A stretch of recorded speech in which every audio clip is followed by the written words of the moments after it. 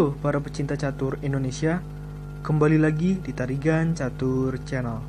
Kali ini Tarigan Catur akan menampilkan partai yang sangat menarik, yang Tarigan Catur beri judul Kekalahan pertama Magnus Carlsen di Altibox Norway Chess 2020. Pecinta catur dunia syok? Oke, mengenai informasi pertandingan lebih detail, mari kita simak dalam layar berikut.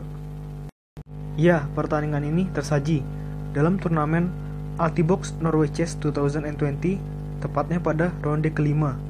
Pertandingan ini diselenggarakan secara OTB ya, atau on the board, di papan. Pertandingan ini tentu saja diselenggarakan di Norwegia. Diselenggarakan pada tanggal 11 Oktober 2020, sekitar pukul 1:15 waktu Indonesia Barat dini hari tadi ya. Pertandingan ini melibatkan pertarungan antara Jan Krzysztof Duda menghadapi Magnus Carlsen. Bagaimana sengitnya persaingan di papan?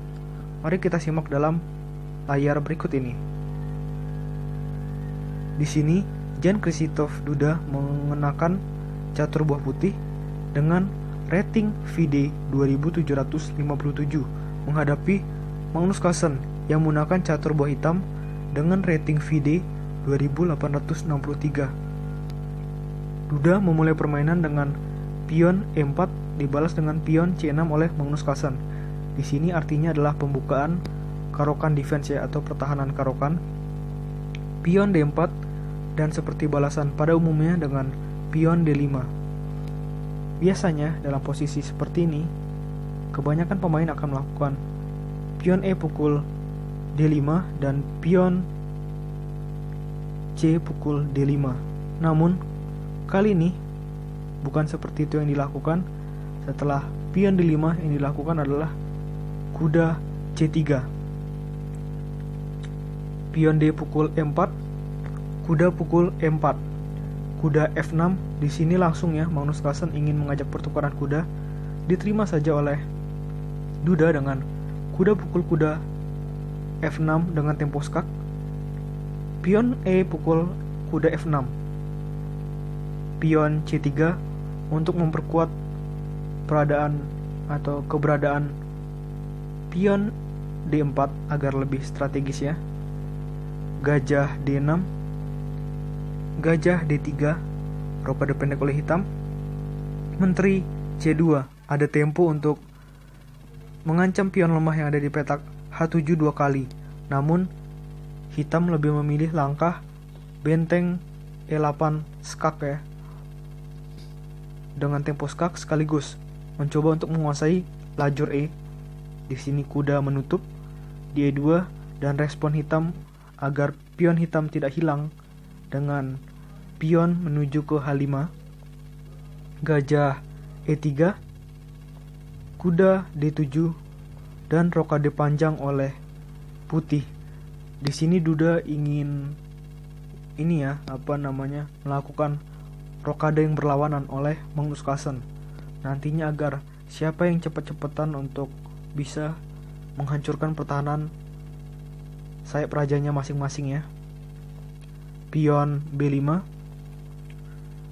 pion D5, pion C5, gajah pukul B5, benteng B8, pion C4 untuk memperkuat posisi gajah putih di petak B5, lalu diganggu oleh hitam dengan pion A6, lantas gajah pindah ke A4, benteng E7, kuda G3, kuda E5, kuda E4, benteng E menuju B7. Di sini jelas ya, mengincar pion lemah yang ada di petak B2 sekaligus dengan tempo ingin mendapatkan menteri putih. Bagaimana respon putih di sini dengan pion B3 agar semakin kuat ya pertahanan dari Duda.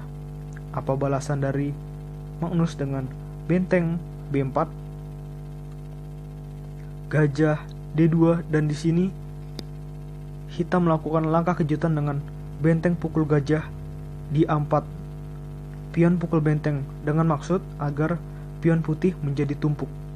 Namun di sini kita melihat bagaimana Duda mengelola permainannya menjadi sebuah kemenangan. Gajah F5 memimpin kuda ya, yang sedang melindungi Menteri Putih. Apa balasan dari Duda dengan benteng D menuju E1 dan pion H4. Ini adalah langkah Magnus Carlsen yang dapat dikatakan adalah sebuah blunder ya. Ada langkah lebih baik selain pion H4. Langkah apakah itu?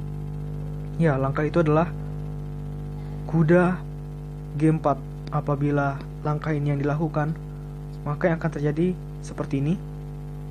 Benteng H menuju F1, gajah E5, pion F4 dengan tempo mengancam gajah, gajah pindah ke D4, benteng F3, kuda F2, benteng B3 dan seterusnya ya. Oke, kita kembali. Namun di sini Magnus melangkahkan pionnya menuju H4. Apakah yang akan dilakukan oleh Duda di sini? Dengan pion H3 agar pion hitam tidak semakin menusuk ke dalam ya. Kuda pindah ke G6, benteng E3, kuda F4, pion G4 langsung ya mengancam gajah hitam. Lantas gajah hitam pindah ke G6, raja D1, pion F5. Di sini juga langkah blunder lagi dari seorang Magnus Carlsen. Ada langkah yang lebih baik dari pion F5, yaitu dengan melakukan langkah gajah E5. Apabila langkah ini dilakukan, maka menurut analisa komputer akan seperti ini. Benteng B3, benteng C8, pion F3, menteri D7, gajah E3 dan seterusnya ya. Kita kembali. Di sini justru melakukan langkah pion F5. Apa balasan dari Duda dengan kuda pukul gajah di D6, menteri pukul D6, pion G pukul F5.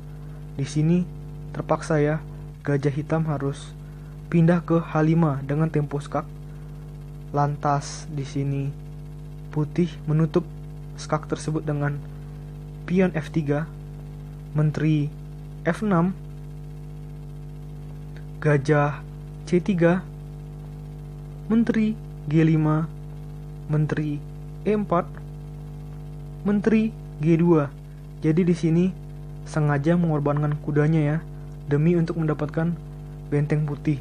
Bagaimana di sini Duda melakukan penyelamatan terhadap bentengnya dengan benteng pindah ke E1, menteri pukul pion di A2. Di sini cukup berbahaya ya. Kalau Duda melakukan langkah menteri pukul kuda, maka akan langsung benteng skakmat di B1. Inilah yang dirancang oleh Magnus Carlsen. Kita kembali. Oleh karena itu, mengetahui ancaman ini, maka Duda melakukan langkah menteri menuju C2. Lantas di sini menteri hitam pukul pion di C4, benteng E8 skak, raja pindah ke H7 dengan mengorbankan bentengnya. Namun di sini menurut analisa komputer, ini adalah langkah yang normal-normal saja, tidak jelek. Namun kita kembali. Di sini langkah umumnya dari seorang pemain catur adalah tentu saja ya, dengan melakukan langkah benteng pukul E8, benteng pukul E8 skak, raja pindah ke H7, pion F6 mencoba untuk tempo skak ya, dan setelah pion ke G6, maka di sini menteri bisa ke D2. Apabila kuda yang memakan pion, jelas ada tempo skakmat yang akan dirancang oleh putih atau Duda, yaitu dengan benteng mengorbankan diri di H8 skak, raja pukul benteng, lalu menteri skak di H6. Setelah raja berpindah, maka menteri skakmat di G7. Oke, kita kembali. Namun di sini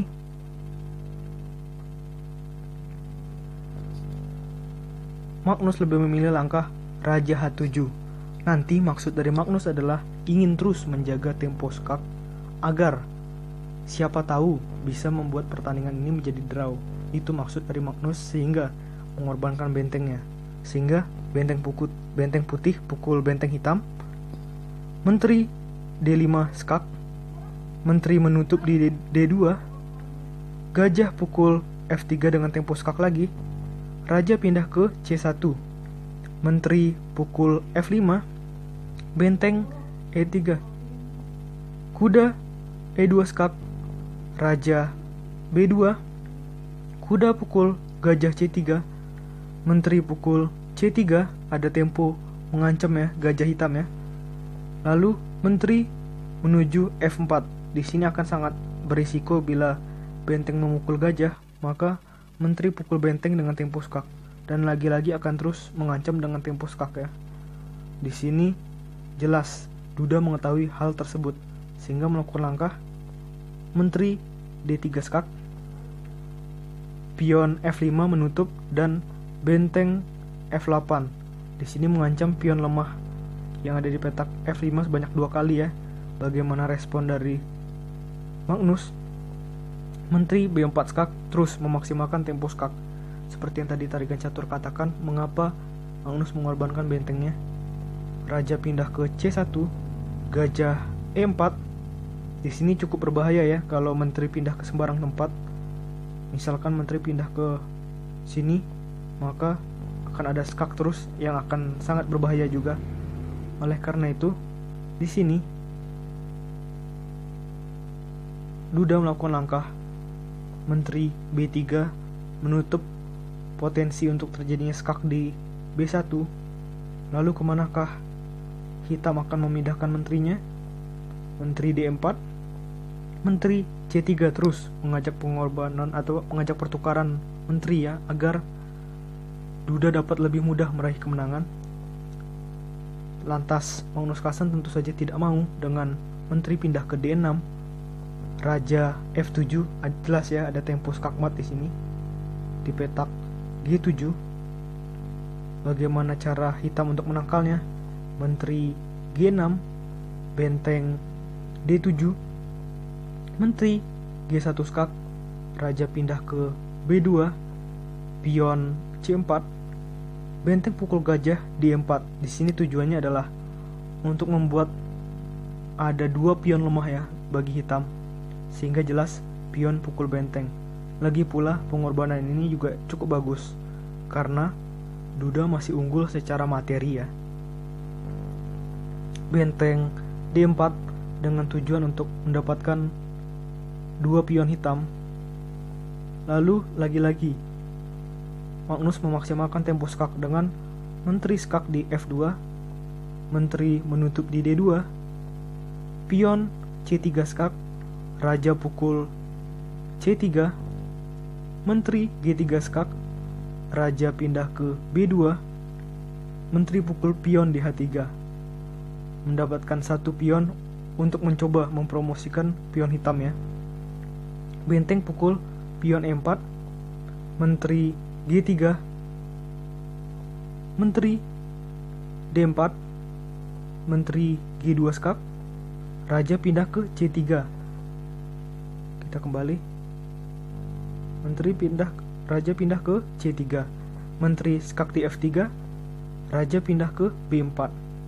Menteri skak di F8, raja pindah ke A5. Menteri skak di F5, raja pukul pion di A6. Pion G5 mencoba ya untuk mempromosikan 2 pionnya menjadi menteri. Bagaimana respon dari Duda di sini? Dengan pion A5, pion H3, lantas di sini jelas sedikit lagi Duda akan meraih kemenangan. Bagaimana caranya? Ini dia. Benteng skak di E7, raja pindah ke G6, lalu ada skak lagi, menteri G7 skak, raja pindah ke H5, menteri skak di H7. Juga ada tempo ya mengajak pertukaran menteri, namun Magnus Carlsen lagi-lagi tidak mau. dengan raja pindah ke G4.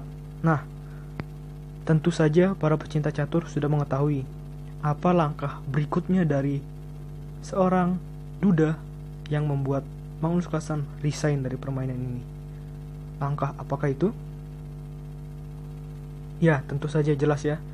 Adalah langkah benteng E4 skak. Di sini, jika raja berpindah, maka menteri putih pukul menteri hitam. Lalu, di sini respon terbaik dari hitam tentu saja dengan menteri pukul benteng ya. Dan setelah menteri pukul menteri skak, jelas untuk level Grandmaster dalam posisi seperti ini, Magnus Carlsen tidak akan bisa menang ataupun mencoba untuk meraih seri sekalipun. Oke, menurut Tarigan Catur video kali ini cukup. Nantikan video-video selanjutnya tetap di Tarigan Catur Channel.